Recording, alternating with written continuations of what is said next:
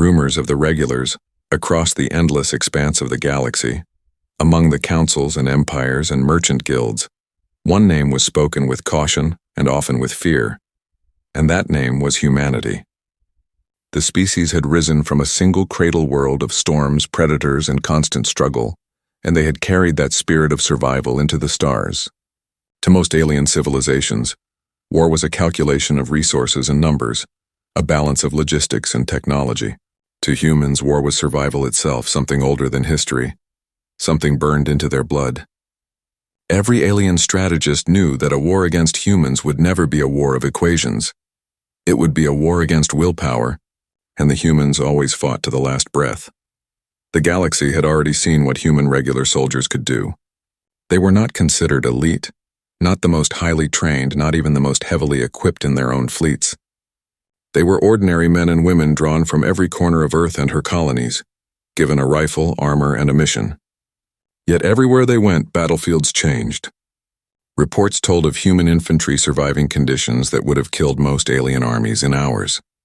They marched across frozen wastelands where machines failed, across jungles filled with poisons and beasts, through deserts with no water. They adapted, they endured, and when the enemy thought they were broken, they came back with a fire in their eyes that terrified even seasoned commanders. One particular campaign remained carved into the memory of the galaxy. The Krell Dominion had invaded a neutral system, expecting to take it in a week. The humans responded with a handful of divisions of regular soldiers. The Krell outnumbered them 10-1, but the humans dug into the mountains and the forests and turned every rock into a fortress. For 6 months, the Dominion threw everything it had at them, losing thousands upon thousands of troops until finally they broke off the invasion. What shocked the galaxy was not only that the humans had survived, but that they had come back down the mountains with songs on their lips, carrying their wounded on their shoulders, and not a single unit had surrendered. The Krell generals admitted privately that they would rather face 1,000 other species than face 1 battalion of humans again. Because of this, whispers began to move through the chambers of power. If the ordinary human soldier was already this dangerous, then what of the ones they called their elites? Alien diplomats asked carefully at feasts and councils if the rumors were true. If humans truly had a class of warriors they named special forces, trained beyond endurance, equipped with secret tools, sent only when the impossible had to be done. Human ambassadors smiled politely and said very little, which only deepened the fear. For if the regulars were enough to defeat empires, what nightmare must the galaxy face when those shadows stepped onto the field? The Council of 9 Worlds once held a long night session debating this very matter. Some argued that humans were like any other power and that the stories were exaggerated. Others shook their heads and recalled the times they had seen a human stand against odds that should have been certain death. One elder described seeing a single human sergeant rally a retreating force of aliens, turning them back into the fight with nothing but shouted words and the glare of his eyes. If such was a regular soldier, what then was a chosen one? Yet still the galaxy comforted itself with a fragile belief. They told themselves that perhaps these special forces were legends. Perhaps the humans would never have reason to send them. Wars had been fought, and humanity had always used their standard armies, and that was enough to shake the stars. The elites remained in the shadows, unnamed and unseen, and so fear was left to fester in imagination. It was a dangerous imagination indeed. Mothers warned their children of human night fighters who could slip into rooms unseen. Soldiers traded rumors of ghosts in the dark who carried knives that never missed. Admirals reminded themselves that the humans were allies more often than enemies, and they prayed that it remained so. For in every heart across the council races there lived a quiet, unspoken truth. The galaxy already feared the regulars, but the day the humans decided to unleash their special forces would be the day the stars themselves trembled. The enemy's miscalculation. Galaxy was vast and filled with old rivalries and shifting borders, and in that sea of politics there always came those who believed they could rise to power by force. One such power was the Varix Coalition, a proud collection of warlike species who had long mocked humanity from afar. They considered themselves superior in discipline, in technology, and in the traditions of conquest. For years they had listened to the fearful whispers about human soldiers and had convinced themselves that these stories were nothing more than myths woven by weaker races who had faced Earth's armies and lost. The Varix High Command grew restless and greedy when they saw the rich human colonies lying along the outer rim. They believed the time had come to prove that the galaxy had nothing to fear from humans. Their invasion began with the cold precision of a military machine that had spent decades preparing. Fleets of dark steel warships poured into human-held space, destroying satellites, blockading trade lanes, and landing their armies upon a green and thriving colony world. The Varix generals boasted to their councils that within a month, they would raise their banners across the human settlements and capture the planetary governor alive. They expected resistance, but they imagined it would come in the form of the ordinary human regiments that had so often fought across other stars. Though those regulars were dangerous, the Varix believed they now understood how to counter them with overwhelming firepower and tight formations. At first it seemed the Varix plan was working. They swept across the skies, bombarding defenses, pushing human militia units back from their cities. Alien reporters embedded within the fleets sent transmissions across the galaxy that the age of human fear was finally over. The markets of distant empires even began to rise as merchants expected humanity to suffer defeat for the first time in centuries. Yet while the galaxy watched the bold invasion, the humans remained silent. No great fleet surged to the colony's defense. No massive ground army appeared in orbit. No desperate calls for reinforcements echoed across the stars. It seemed almost as if humanity was waiting, watching, and allowing the Varix to believe in their own triumph. Within the Varix command chambers there was unease that none dared voice aloud. Reports arrived of patrols that failed to return, of supply convoys that vanished, of officers who were found dead without any sign of struggle. The Varix generals dismissed these at first as confusion in the fog of war, but deep inside their soldiers began to whisper of something unseen hunting them. Whole squads swore that the forests surrounding the human settlements were alive with movement, that strange eyes watched them from the shadows, and that they heard voices speaking in the darkness but saw nothing. The Varix laughed at their soldiers' fears and ordered them back into line, not knowing that what they dismissed as superstition was the beginning of a nightmare. The humans had made a choice. For centuries they had relied upon their regular soldiers, believing that was enough to protect their colonies and their honor. But now, with the Varix coalition striking boldly and mocking their people, Earth had decided to release what the galaxy had only heard of in whispers. Orders were given in silence, no broadcast to the stars, no boasting to the council. Small transports slipped through the blockade, their engines masked, their hulls black as the void. When they landed upon the colony world, no cameras recorded them. No trumpets sounded their arrival. They simply appeared like ghosts and vanished into the wilderness. The humans had not sent regulars this time. They had sent special forces. The Varix would not know it yet, but every step they took from that day forward would be under the eyes of men and women trained to fight in shadows. Every supply line would be mapped, every command post marked for destruction, every weakness studied with a patience that few species could imagine. For the humans had learned on their harsh homeworld that the strongest predator was not always the largest or the loudest, but the one who could wait and strike at the perfect moment. The Varix believed they faced the soldiers the galaxy already feared, but in truth they had provoked something far more dangerous, something bred for the impossible. As night fell across the colony and the Varix celebrated their victories, the first of their generals disappeared from his command tent, his guards none the wiser.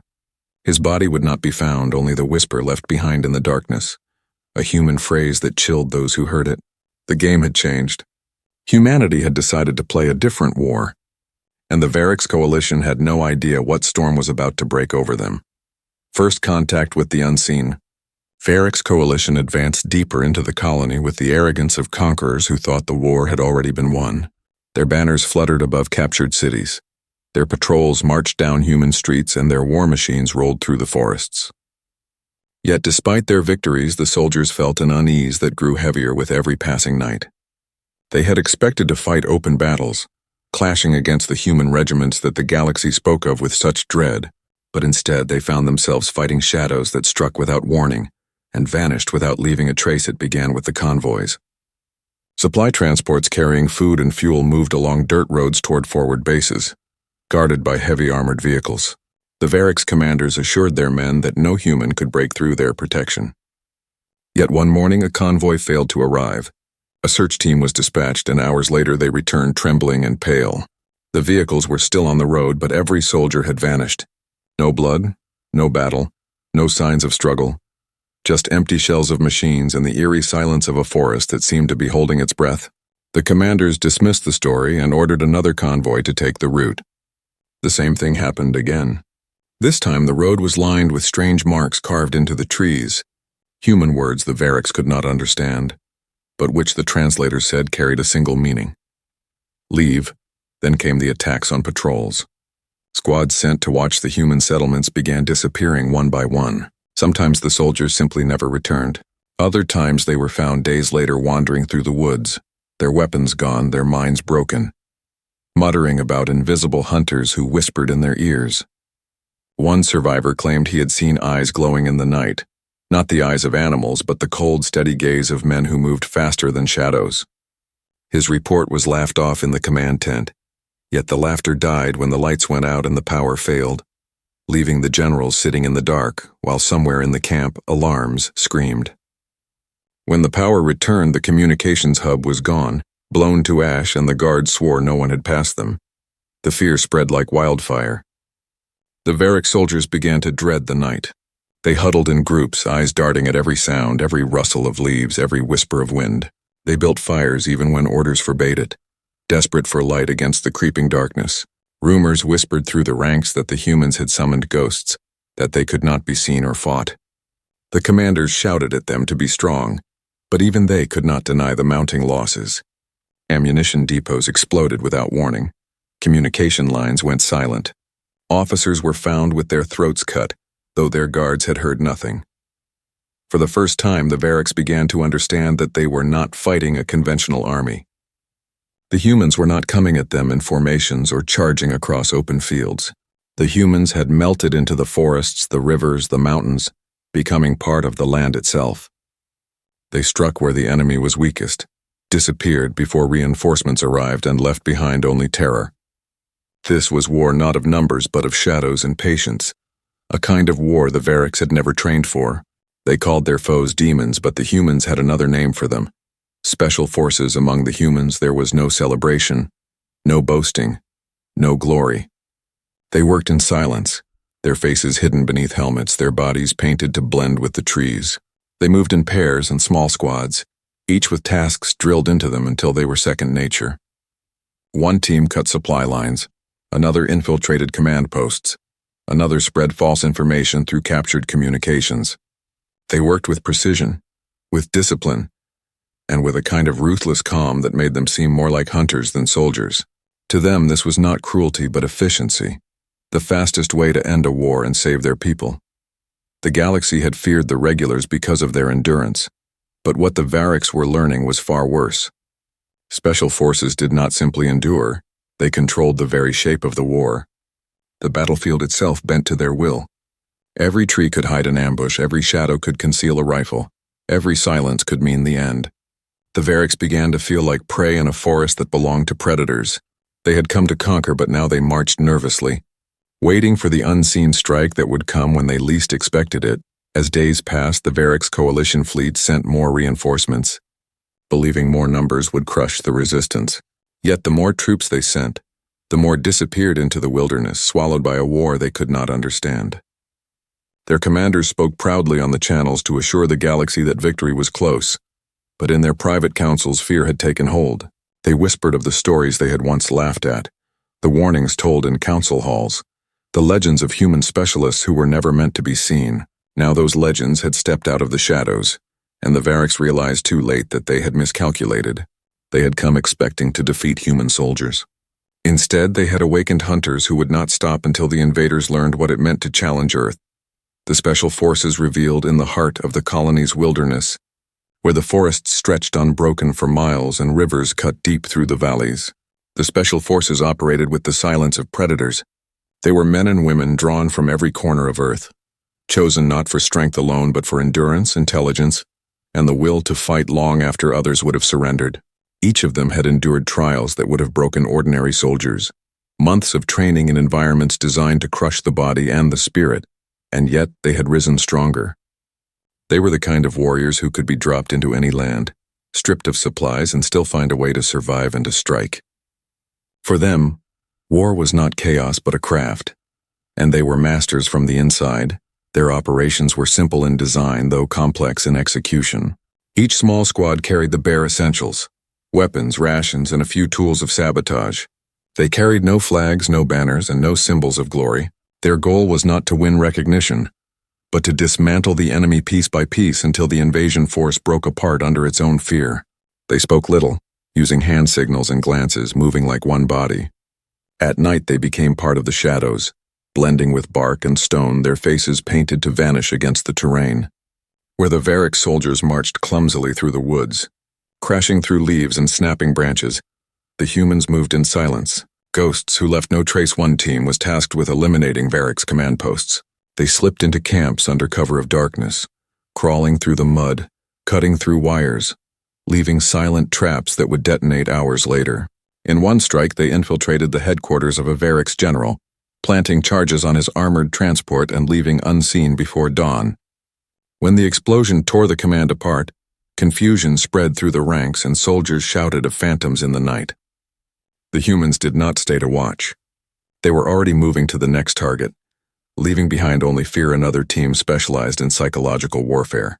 They intercepted enemy communications, recording the cries of captured soldiers and replaying them through the forests at night, twisting voices so they echoed like ghosts. Varric's patrols would march trembling, hearing what they thought were their own comrades calling for help, only to stumble into ambushes where silent rifles flashed once before vanishing again. These tactics were not born of cruelty but of strategy, for the humans knew that an enemy broken in spirit would collapse far faster than one defeated only in body. The most feared were the infiltration units. They could disguise themselves as shadows among shadows, approaching guarded bunkers or ships without a sound. They cut power systems, poisoned fuel supplies, and sometimes simply left a single message scratched into metal: "You are being watched."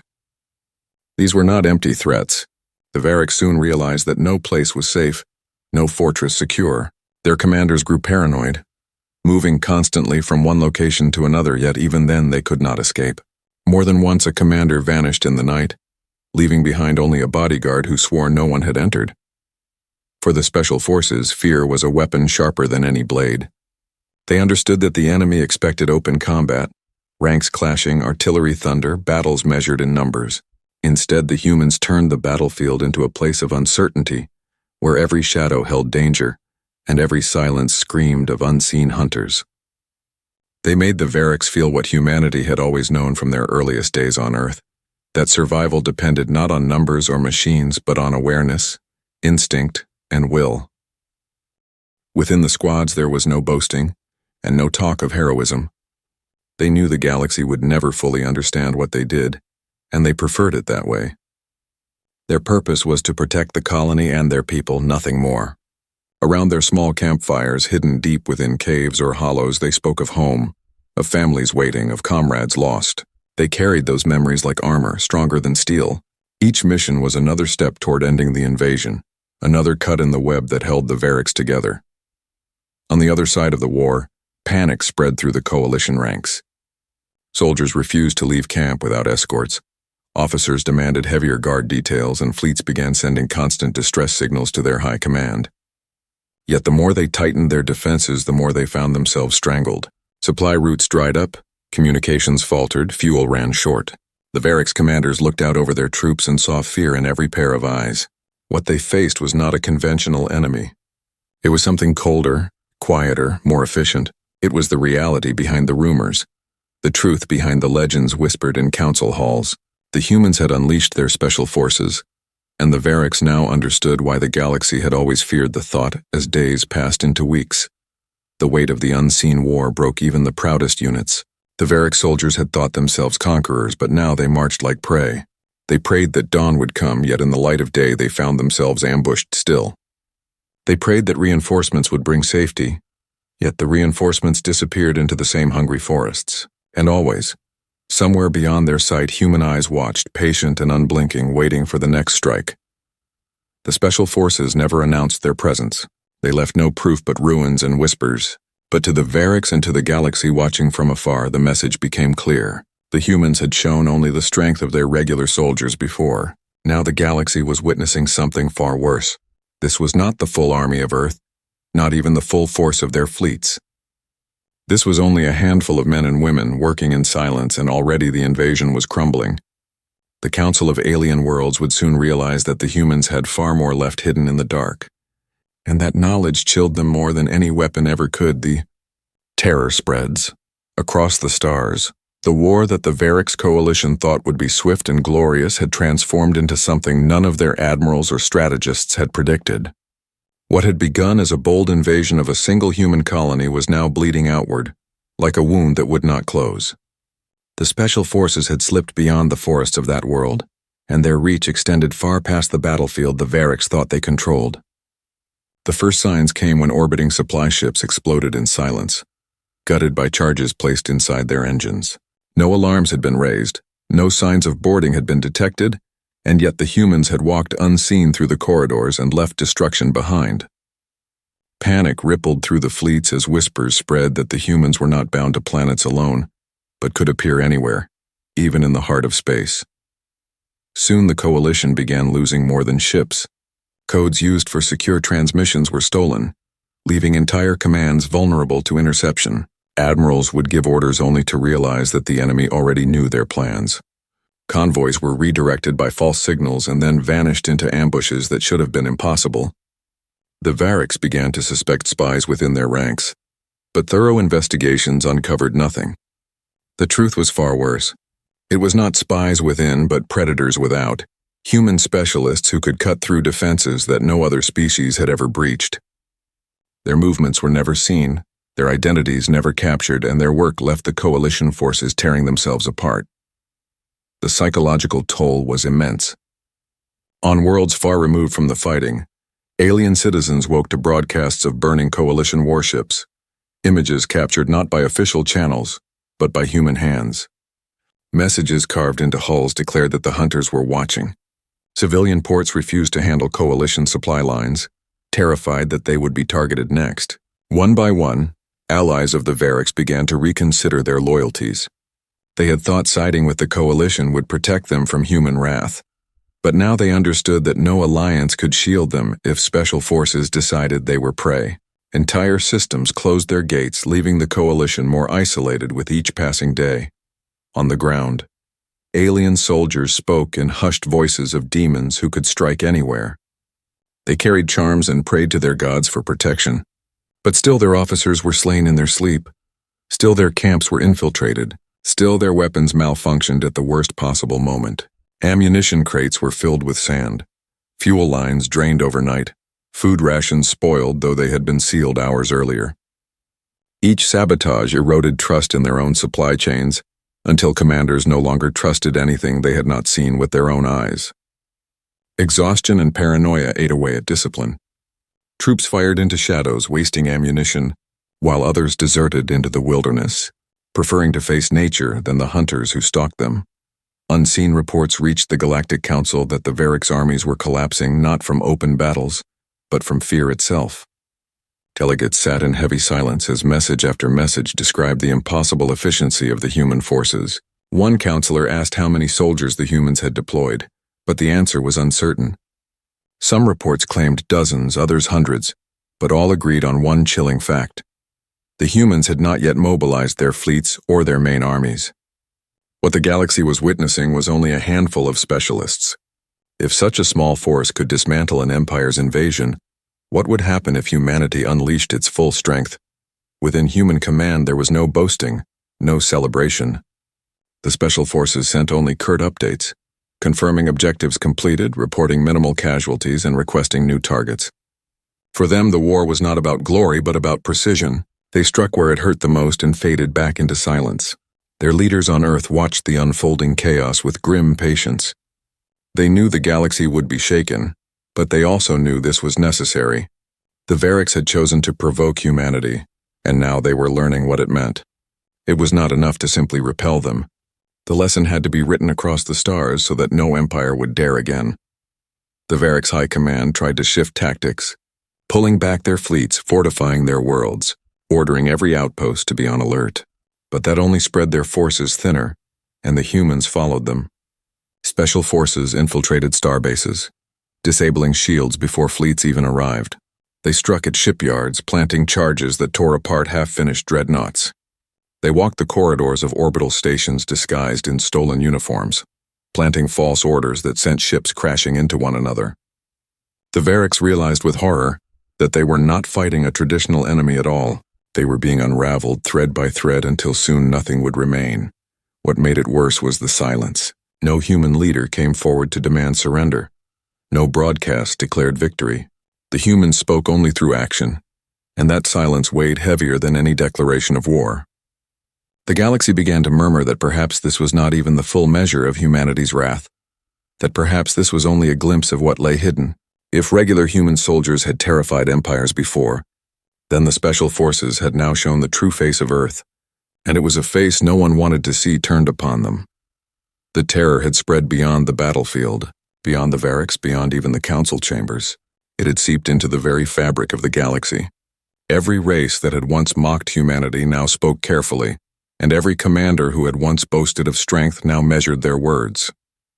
For in every corner of the stars the truth had become clear. Humanity was not just another power among many. Humanity was a storm that could not be stopped, and their special forces were the thunder that warned of worse to come.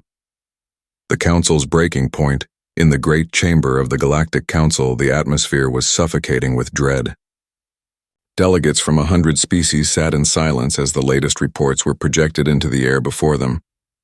Each holographic message told the same story: fleets crippled, generals lost, supply chains burned away, and the steady spread of human special forces through the Variks coalition's territory. There had been no declaration, no ultimatum, no negotiation. Humanity had not spoken with words, but with actions that echoed across the stars louder than any speech. The silence of their leaders was worse than threats, because it left every mind in that chamber imagining what might come next. The counselors were not fools. They knew the history of war, the rise and fall of empires, the cost of pride and arrogance. They had watched the Variks launch their invasion with boasts and proclamations, certain that the humans would be broken by sheer numbers and firepower. Many in the council had secretly believed the same, hoping perhaps that the legends of human ferocity were exaggerated tales. Now those same delegates shifted uncomfortably in their seats as reality revealed itself.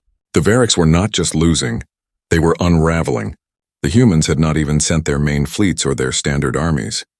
The galaxy was watching an empire fall apart because of a handful of soldiers moving in silence.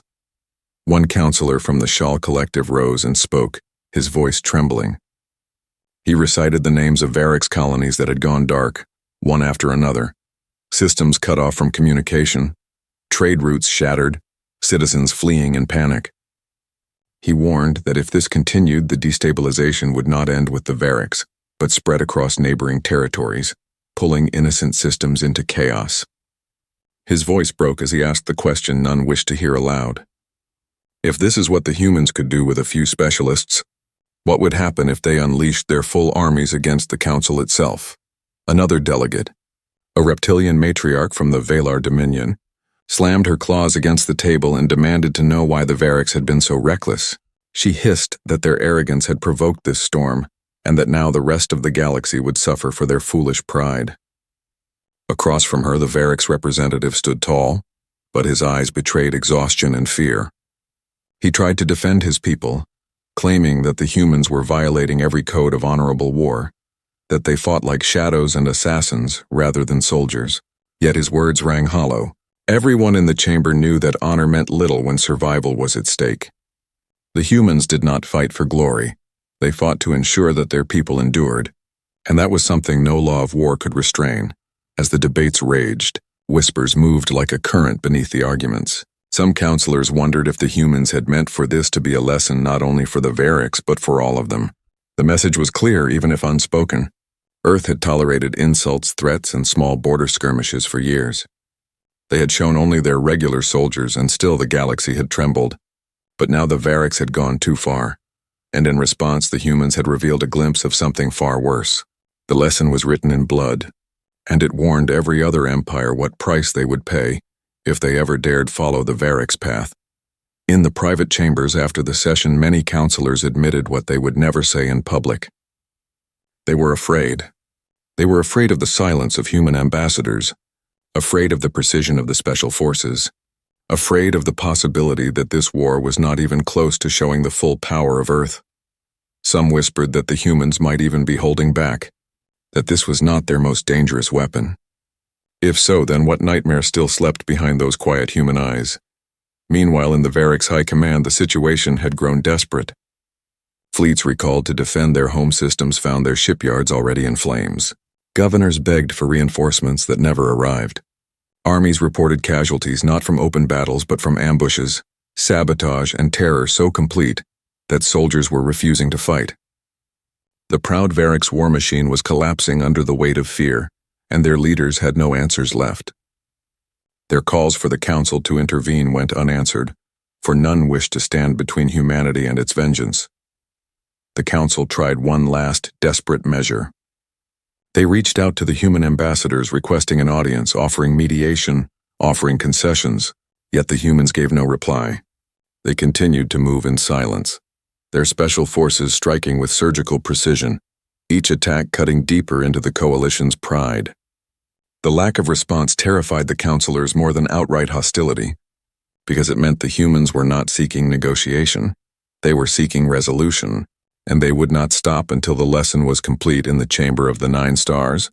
The oldest and most respected voice among the council finally spoke, an elder whose species had seen more wars than any other. His words were slow and heavy, carrying the weight of truth that no one wished to bear. He said that the galaxy had always underestimated humanity, that they had mistaken patience for weakness, that they had confused silence with submission. He said that the special forces were not an army at all, but a warning, a glimpse of what awaited any who dared to cross the line. His final words silenced the chamber completely. If the regular soldiers of Earth were already feared, then what we see now is only the shadow of their true power. The day they decide to reveal the rest will be the day the galaxy ceases to belong to any of us. The counselors sat frozen, their voices stilled, their pride shattered. They had reached the breaking point. The galaxy now understood that humanity could not be measured by old scales, and that every empire's survival depended on never giving the humans reason to send their hunters again. The lesson, written in blood, the Noir. Varrics' coalition had entered the war with pride and confidence, but now it stood on the edge of collapse. Its fleets were scattered, its commanders slain or hiding, its armies reduced to frightened bands of soldiers who no longer trusted the ground beneath their feet. Entire colonies whispered that the humans were already among them, watching, waiting, ready to strike the moment defiance rose again. What had begun as an invasion to show strength had ended as a humiliation carved into history with fire and blood. At last, the Varrics leaders broke their silence. Messages were sent in every direction, begging for mediation, begging for mercy. They offered reparations, territories, and even their own seats on trade councils. But their words reached only emptiness. The humans gave no reply. Not a single ambassador appeared in the chambers. Not a single fleet came forward to accept their surrender.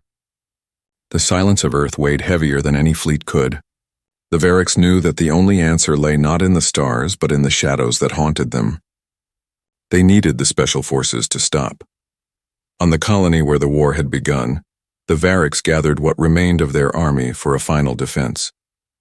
They thought that perhaps by holding one city they could bargain for peace. Yet the night came and the city was empty by dawn. No battle, no thunder of weapons, only an eerie stillness. The defenders had fled without orders, terrified by whispers of human hunters already moving in the alleys. The Varrics generals stood on their walls and wept, not because of defeat in battle, but because their warriors had been conquered by fear itself. They realized then that the humans had already won. In the Galactic Council, the shock of the Varrics' surrender spread quickly. Delegates stared at one another with disbelief. An empire that had prided itself on strength for centuries had been undone not by fleets or armies, but by a handful of human specialists. Every counselor understood the meaning of this. If a power as large as the Varrics could fall so swiftly, then none of them were safe. The lesson was not just for the Varrics. It was for the entire galaxy. Among the humans there was no celebration, no speeches of victory. The special forces received their orders in silence. One by one they vanished back into the forests, the mountains, and the rivers. Extraction ships arrived quietly in the night. lifting them away without fanfare. They left behind no monuments, no signs of triumph, only smoldering ruins and broken armies. The colony citizens returned to their homes, whispering thanks to the shadows that had defended them, never knowing the names or faces of their protectors, for that was the way of the special forces. They came without announcement, they fought without recognition, and they left without farewell. The Variks envoys finally delivered their surrender directly to Earth. They bowed before human leaders, offering reparations and swearing never again to cross their borders. The humans accepted with calm words, their faces unreadable, their voices steady. Yet the envoys could not shake the feeling that they were standing before predators who had chosen, just this once, to spare them. When they left, they carried with them the weight of silence heavier than chains. They knew their people would live, but they also knew they would never escape the shadow of fear. The galaxy recorded the war as a warning written across the stars. The chronicles told not only of the defeat of the Variks, but of the revelation of humanity's hidden power. The phrase special forces spread like wildfire through every council hall, every barracks, every academy. Children asked what it meant, and parents answered with quiet voices. Soldiers trained harder, hoping to steel themselves against the day they might face such hunters. Leaders whispered in private chambers that no empire must ever again provoke Earth. The fear that had once belonged only to human regular soldiers was now magnified 100-fold. But among the humans themselves, the story was told differently. To them it was not a tale of domination, but of necessity. They had not unleashed their special forces for glory or conquest. They had done it because their people had been threatened, their colony invaded, their children put in danger. They had shown the galaxy what happened when humanity was pushed too far, and then having taught that lesson they withdrew, returning to their silence, for they knew that fear itself would now guard their borders better than any fleet in the years that followed. The memory of the Variks invasion lingered. The coalition rebuilt slowly, scarred and humbled. The Galactic Council watched Earth with new eyes, treating every ambassador with respect, measuring every word carefully, and in the shadows of military academies across the stars, cadets whispered the same chilling truth. If this was only the beginning, if this was only a handful of specialists, then humanity's true limits were beyond imagination. The lesson had been written not in speeches, but in silence, not in parades, but in blood. The galaxy had already feared the regular soldiers of Earth, but now it knew something far worse. Special forces had walked among them unseen, unstoppable, and unbroken. And though they had vanished back into the shadows, every species knew they were still there, waiting, watching, ready to return if the stars ever dared to forget. Shadows that never sleep.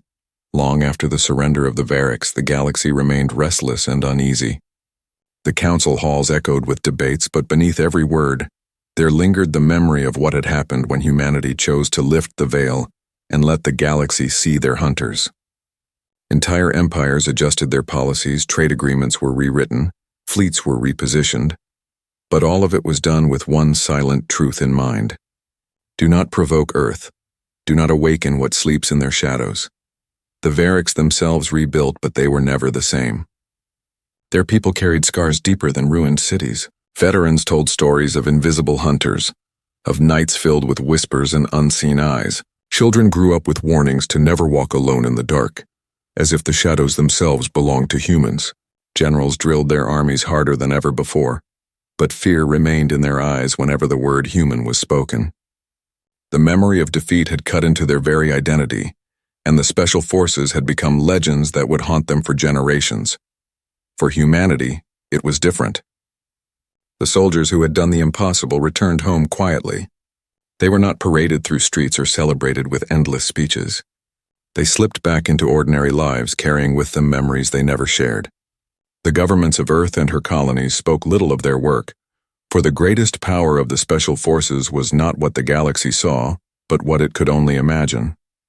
Silence was their weapon and secrecy their shield. To reveal too much would be to weaken the fear that now guarded the borders of humanity, better than any fleet. The galaxy learned to live with that fear. Trade continued, politics shifted, alliances rose and fell, but no empire ever again considered open war with Earth. In every military academy across the stars, recruits were taught to study the campaigns of humans, not only their battles but their endurance, their cunning, their refusal to yield.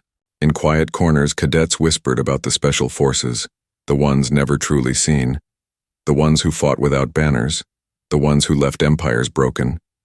Those whispers grew into myths, and myths became warnings carved into every military doctrine. Time passed, but the shadow remained. Humanity did not need to prove itself again. The galaxy had been shown enough. Whenever disputes arose in council chambers, whenever some proud voice suggested taking action against Earth, silence always followed. The delegates remembered what had happened to the Variks, and their words fell away. It was not diplomacy that defended humanity now, but memory.